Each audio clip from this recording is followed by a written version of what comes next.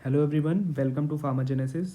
हमारी विटामिन्स की क्लासेस चल रही थी जिसमें हमने लास्ट 2 लेक्चर में कवर कर लिया था फैट सोल्यूबल विटामिन्स जितने भी थे ए डी ई के। आज हमारी जो क्लास होने वाली है वो वाटर सोल्यूबल के ऊपर होने वाली है। वाटर सोल्यूबल्स में कौन कौन से विटामिन्स आते हैं, विटामिन सी एंड बी। इसको आज हम पूरा एक्सप्लेनेशन के साथ समझेंगे कि इसके सोर्स क्या होते हैं, फंक्शन क्या होते हैं और इसकी डिफिशियंसी से क्या क्या चीज़ें होती हैं। तो सबसे पहले तो विटामिन सी का जो दूसरा नाम होता है वो होता है एस्कॉर्बिक एसिड। इसको हम एस्कॉर्बिक एसिड भी कहते हैं और इसको वर्सेटाइल विटामिन भी बोला जाता है क्योंकि इसके कई फंक्शंस होते हैं जो हम आगे डिस्कस करेंगे। और ये वाटर सोल्यूबल के अंदर पहला विटामिन है विटामिन सी, देन इसके बाद आता है विटामिन बी। और ये हेक्सोज डेरिवेटिव है जो मोनोसैकेराइड की तरह दिखाई पड़ता है। ओके। और नेक्स्ट जो इम्पोर्टेंट पॉइंट है कि जो लोअर एनिमल्स होते हैं वो विटामिन सी जो है सिंथेसाइज करते हैं अपने बॉडी के अंदर वाया यूरोनिक एसिड पाथवे से। बट मैन के अंदर, हमारे अंदर क्या होता है कि हमारे अंदर खुद से विटामिन सी सिंथेसाइज नहीं हो पाता है क्योंकि हमारे अंदर डिफिशियंसी होती है ग्लूकोनोलैक्टोन ऑक्सीडेज एंजाइम की वजह से। ठीक है, जो ग्लूकोनोलैक्टोन ऑक्सीडेज एंजाइम है वो हमारे मैन के अंदर प्रेजेंट नहीं होता है, जिसके वजह से ये विटामिन सी मैन के अंदर सिंथेसाइज नहीं हो पाता है। और जो विटामिन सी है वो एक्सक्रीट होता है यूरिन में एज डाईग्लूटोग्लूकोनिक एसिड और ऑक्जेलिक एसिड के फॉर्म में। जो इसकी रिक्वायर्ड डोज अलाउंस है जी कितना लेना चाहिए हमें डेली, वो है 60 to 70 mg पर डे। और इसका जो सोर्स होता है वो सिट्रस फूड, जितने भी हमारे खट्टे वेजिटेबल्स होते हैं या फिर फ्रूट्स बोल लें, ये जितने भी खट्टी चीज़ों में पाया जाता है। ग्रीन वेजिटेबल, गूसबेरी इसके अंदर पाया जाता है। मिल्क जो होता है वो पुअर सोर्स होता है विटामिन सी का। अब विटामिन सी के फंक्शन हम डिस्कस करेंगे कि विटामिन सी के फंक्शन क्या क्या होते हैं, किस किस चीज़ों में ये हेल्प करता है। तो जो हमारा कोलेजन होता है उसके फॉर्मेशन में हेल्प करता है। कैसे?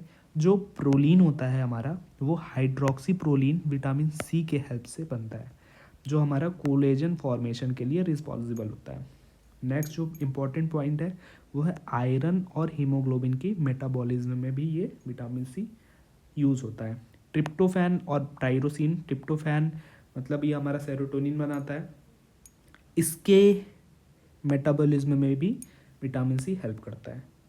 नेक्स्ट जो हमारा इम्पोर्टेंट पॉइंट है वो है इम्यूनोलॉजिकल फंक्शंस। जो हमारी आईजीज होती हैं, जो एंटीबॉडीज़ डेवलप करती हैं, इम्यूनोग्लोबुलिन्स, उनके फॉर्मेशन में भी विटामिन सी हेल्प करता है, इनके फंक्शंस में भी हेल्प करता है। और प्रिवेंट क्रोनिक डिजीज़, जितनी भी क्रोनिक डिजीज़ होती हैं लाइक कैंसर, कैटरैक्ट और क्रोनिक हार्ट डिजीज़, इसमें भी ये हेल्प करता है विटामिन सी। आप इसको याद कर सकते हैं 3C से। क्रोनिक डिजीज़ है और विटामिन सी हम पढ़ रहे हैं, जिसके वजह से 3C आपको याद रखें हैं। पहला सी हमारा हो जाएगा कैंसर, दूसरा सी हो जाएगा हमारा कैटरैक्ट और तीसरा सी हो जाएगा हमारा क्रोनिक हार्ट डिजीज़। ये 3 चीज़ को प्रिवेंट करता है। ठीक है, ये मैं नहीं कह रहा हूँ कि क्योर करता है, ये खाली प्रिवेंट करता है, इन चीज़ों को ट्रीट नहीं करता है। मेरे वर्डिंग पे जाइएगा, ये ट्रीट नहीं करेगा विटामिन सी, ये इन चीज़ों को होने से रोकेगा, प्रिवेंट करेगा। ओके।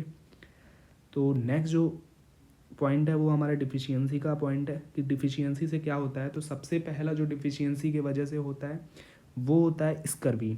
स्कर्वी में क्या होता है कि जो हमारे स्पॉन्जी हो जाते हैं गम्स, ठीक है, और जो हमारे गम्स होते हैं उसमें सोर मतलब छाले पड़ जाते हैं। और क्या होता है, डिलेड वुंड हील, अगर कहीं वुंड हो जाता है तो उसको हील होने में टाइम लगता है। जो हमारे टूथ होते हैं वो लूज़ हो जाते हैं, कमज़ोर हो जाते हैं। स्वेलन जॉइंट में हमारे सूजन आ जाती है और एनीमिया भी इसका एक सिम्टम है। ठीक है। और एक डिज़ीज़ इसकी वजह से और होती है जिसको हम कहते हैं बैरलो डिज़ीज़। बैरलो डिज़ीज़ ये कुछ और नहीं बल्कि क्रोनिक हार्ट डिजीज़ में ही आता है। ये हार्ट का ही इशू होता है एक। और ये हमारा विटामिन सी यहाँ तक कवर हो गया है। इसमें कुछ इंपॉर्टेंट पॉइंट्स थे जैसे एल ग्लूकोनोलैक्टोन ऑक्सीडेज, ये इंपॉर्टेंट पॉइंट है, ये जीपीएट में आ भी चुका है पहले।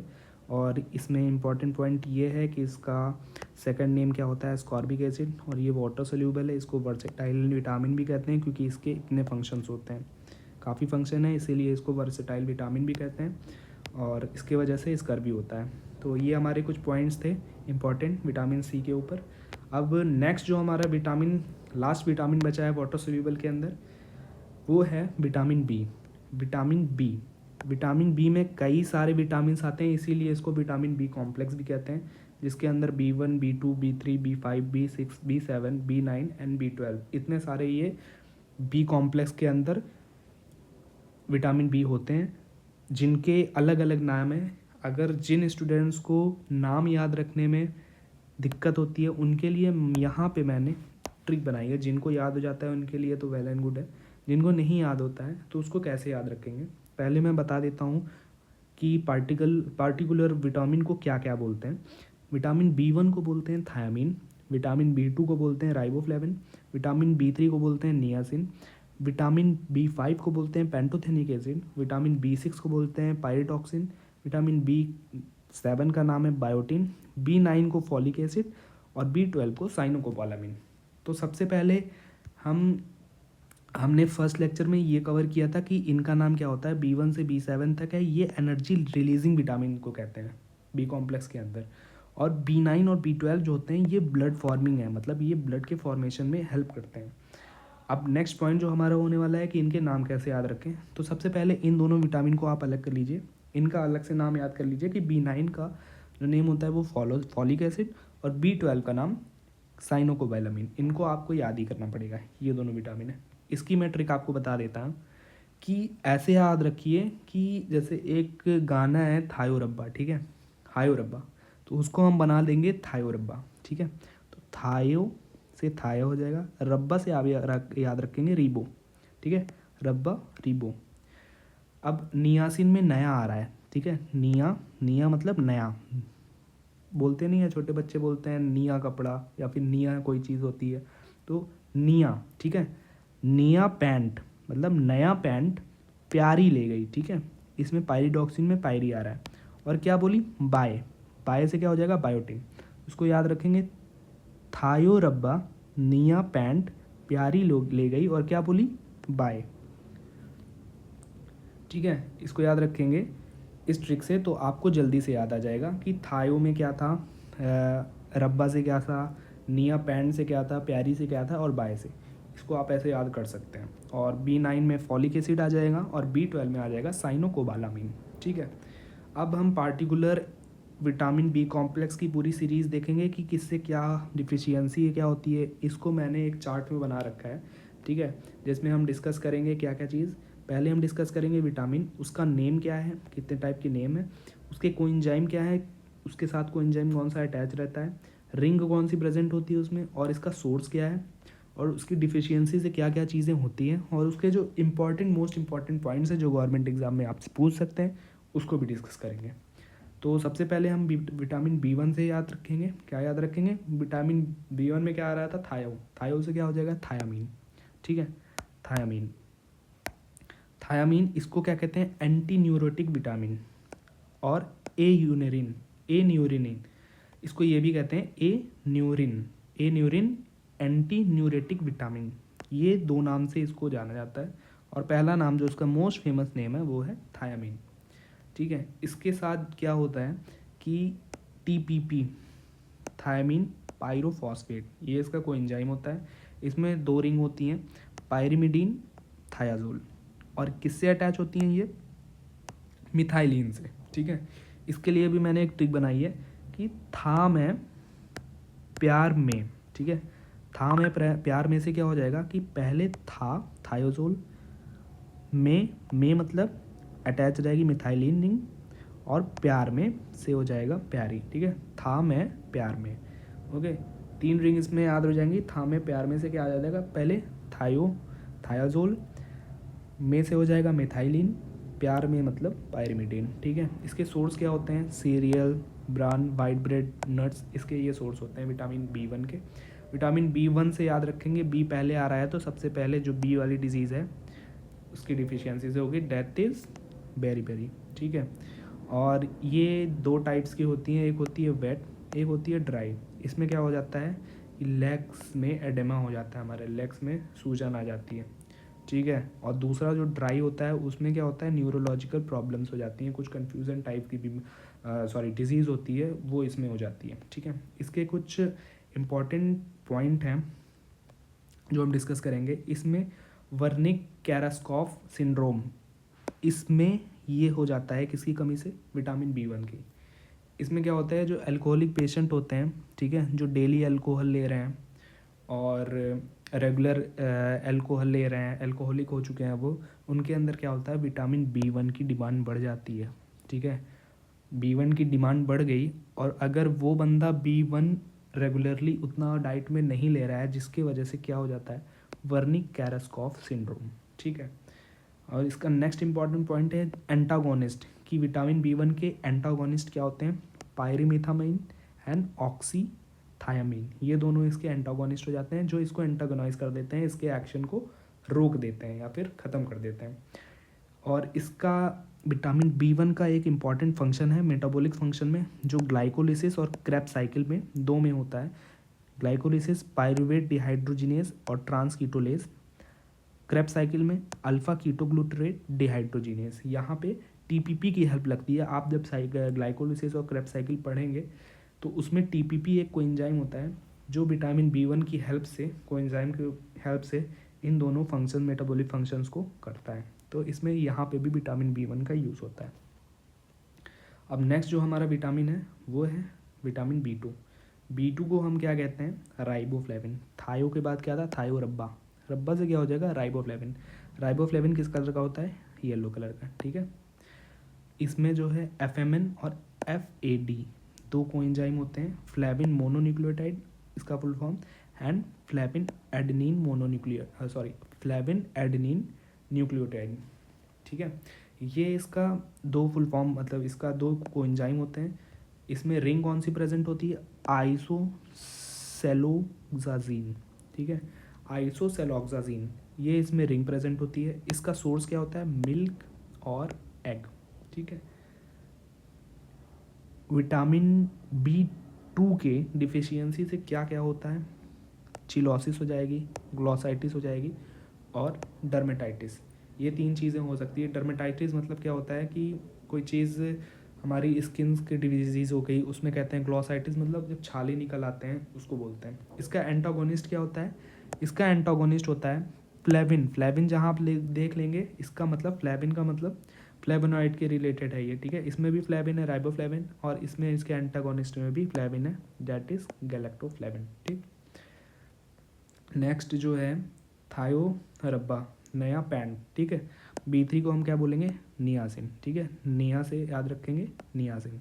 इसको क्या और बोलते हैं, निकोटिनिक फैक्टर। इसको PP फैक्टर भी कहते हैं, पेलेग्रा प्रिवेंटिंग फैक्टर। पेलेग्रा का डिस्कवरी कौन किया था, उस साइंटिस्ट का नाम था गोल्डबर्गर, ठीक है, गोल्डबर्गर ने किया था। पेलेग्रा प्रिवेंटिंग फैक्टर इसको बोलते हैं क्योंकि ये पेलेग्रा से प्रिवेंट करता है। आगे हम डिस्कस करेंगे इसके कोएंजाइम कौन से हैं, NAD+ और NADP+। इसमें रिंग कौन सी होती है, पायरिडीन रिंग होगी इसमें। इसमें इसके सोर्स क्या होते हैं, लेग्यूम्स से मिलता है ये, नट्स, मीट। पुअर सोर्स क्या है इसका, मिल्क, ठीक है। और ऊपर विटामिन B2 का पुअर सोर्स नहीं है, मिल्क से ये हाई रिच अमाउंट में मिलता है, ठीक है। और इसके डिफिशियंसी से क्या हो जाएगा, जैसे कि इसको PP फैक्टर कहते हैं, पेलेग्रा प्रिवेंटिव फैक्टर, तो ये पहले इसकी डिफिशियंसी से क्या हो जाता है, पेलेग्रा, ठीक। Mostly to those who staple diet, मतलब जिसकी डेली डाइट है, जो डेली मेज और कॉर्न ले रहे हैं, उनको होता है ये जनरली। जो डेली कॉर्न या फिर मेज डाइट इनकी डेली है डाइट में, उनको पेलेग्रा होने के चांसेस ज़्यादा रहते हैं। और विटामिन विटामिन B3 है, तो B3 से याद रखेंगे 3Ds, ठीक है। 3Ds में क्या आ जाएगा, 3Ds ये हैं। 3Ds में क्या आ जाएगा, पहला डायरिया हो जाता है इसी डिफिशियंसी से, डर्मेटाइटिस हो जाएगा, और तीसरा डिमेंशिया। डायरिया में क्या होता है कि बहुत ज़्यादा वाटरी स्टूल होती है हमारे अंदर, और डर्मेटाइटिस में क्या होता है कि जो इन्फेक्शन रहते हैं स्किन के, उसकी वजह से हो जाता है। डिमेंशिया में क्या होता है कि हमें भूलने की बीमारी हो जाती है, कोई भी चीज़ रहता है तो हम वो भूल जाते हैं। और इसका प्रिकर्सर क्या है, विटामिन B3 का ट्रिप्टोफैन, ठीक। इसके अंदर क्या होता है, ये एक चीज़ और करता है, इंपॉर्टेंट पॉइंट है कि लाइपोलिसिस, जो लाइपोलिसिस होती है उसको प्रिवेंट करता है, जिसकी वजह से ये ट्रीट करने में हेल्प होता है हाइपर लिपोप्रोटीनेमिया में, ठीक। नेक्स्ट जो हमारा विटामिन होने वाला है वो है विटामिन B5। निया पेंट ले गई थी तो पेंटोथेनिक एसिड इसका नाम हो जाएगा, पेंट से हो जाएगा पेंटोथेनिक एसिड। इसको क्या कहते हैं, चिक डर्मेटाइटिस भी इसका नाम है, चिक डर्मेटाइटिस फैक्टर। और इसको एक और नाम से जानते हैं जिसका नाम है फिल्ट्रेट फैक्टर। इसका कोएंजाइम ए होता है, ए मतलब क्या होता है, एसिटाइलेशन। ठीक, इसका कोएंजाइम ए होता है एंजाइम। और इसमें कौन कौन सी रिंग होती है, पेंटोइक एसिड और उसके साथ बीटा एलेनिन, ये रिंग भी प्रेजेंट होती है। इसका सोर्स क्या होता है, एग, मिल्क, यीस्ट, इससे मिलेगा ये। और इसका एक ही सिंड्रोम है, बर्निंग फीट सिंड्रोम, ये नाम से ही समझ में आ रहा है। इसमें बर्निंग फीट सिंड्रोम होता है किसमें, विटामिन B5 में। इसको किसने बताया था, गोपालन साइंटिस्ट थे, उन्होंने बताया था। ठीक, बर्निंग फीट सिंड्रोम के बारे में। अब आ जाते हैं हम विटामिन B6 की तरफ। B6 को क्या बोलते हैं, पायरिडॉक्सिन। नया पेंट कौन ले गया था, प्यारी ले गई थी, प्यारी से क्या हो जाएगा, पायरिडॉक्सिन। इसके जो एंजाइम होते हैं वो होते हैं PLP। और इसमें ट्रांसअमाइनेशन, डीकार्बोक्सिलेशन, डीअमीनेशन, कंडेंसेशन, ट्रांससल्फोनेशन इसमें हेल्प करता है। पायरीडीन रिंग होती है इसमें। ठीक है, पायरीडीन से, पायरिडॉक्सिन से क्या याद रखेंगे, इसमें कौन सी रिंग होगी, पायरीडीन। ठीक, इसका जो सोर्स होता है वो होता है फिश, मीट और मिल्क।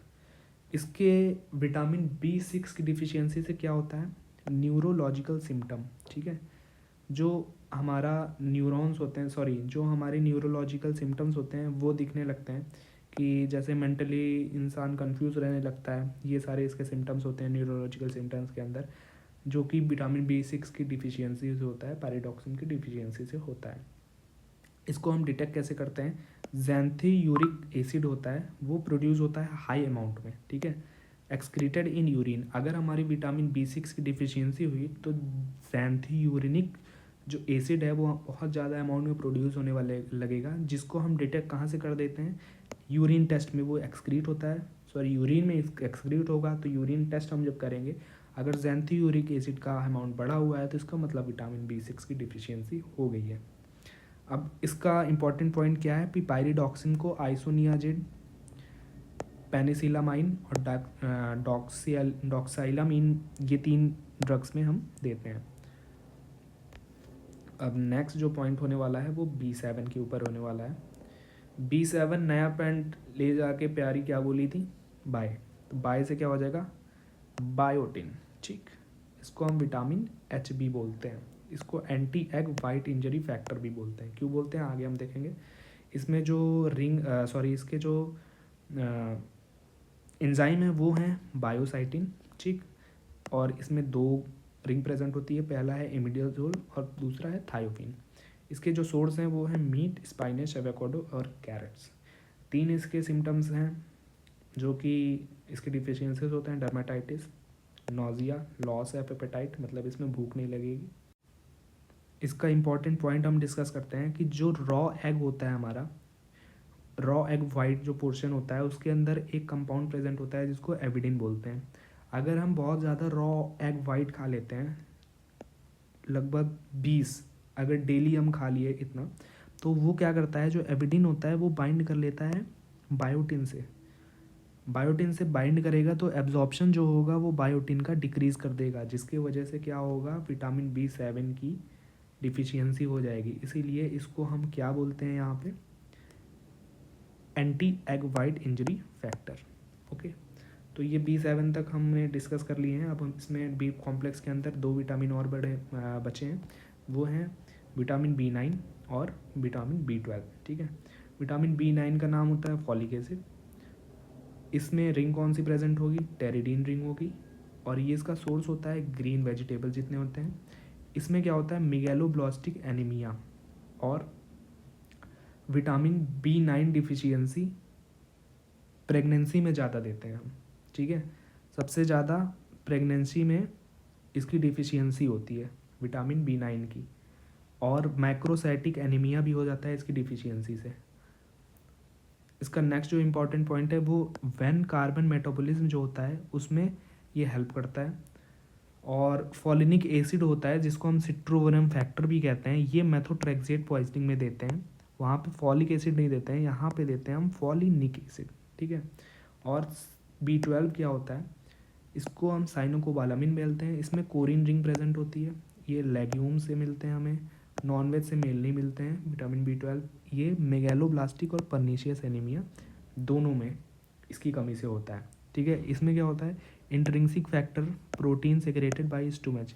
जो इंट्रिंसिक फैक्टर होता है, एक ये प्रोटीन होता है जिससे एब्जॉर्प्शन किसका होता है, विटामिन B12 का। इसको हम कैसे एडमिनिस्टर करेंगे, इसकी कमी हो जाएगी यहाँ पे, मेगालोब्लास्टिक और परनीशियस एनीमिया दोनों हो रहा था, तो इसको हम इंट्रामस्कुलरली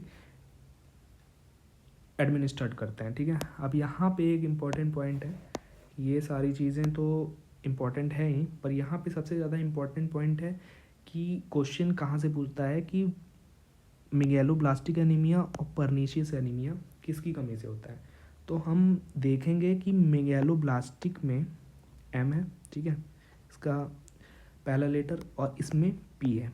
ठीक है, तो M में हम देखेंगे कि 2 लाइन्स हैं, इसमें खाली एक लाइन है। ठीक है, तो ये जो है दोनों विटामिन की कमी से होगा। ठीक है, vitamin B12 and vitamin B12 और B9, ये दोनों की कमी से हो रहा था मेगैलोब्लास्टिक एनीमिया। ठीक है, और विटामिन B12 स्पेसिफिक अगर पूछेगा कि परनीशियस एनीमिया किसके वजह से होता है, तो ये खाली विटामिन B12 की कमी से होगा। इसको कैसे याद रखेंगे हम कि इसमें 2 लाइन है, तो इसमें दोनों विटामिन इन्वॉल्व हैं। इसमें बस P में एक लाइन होती है, तो इसमें एक विटामिन इन्वॉल्व होगा, that is only vitamin B12।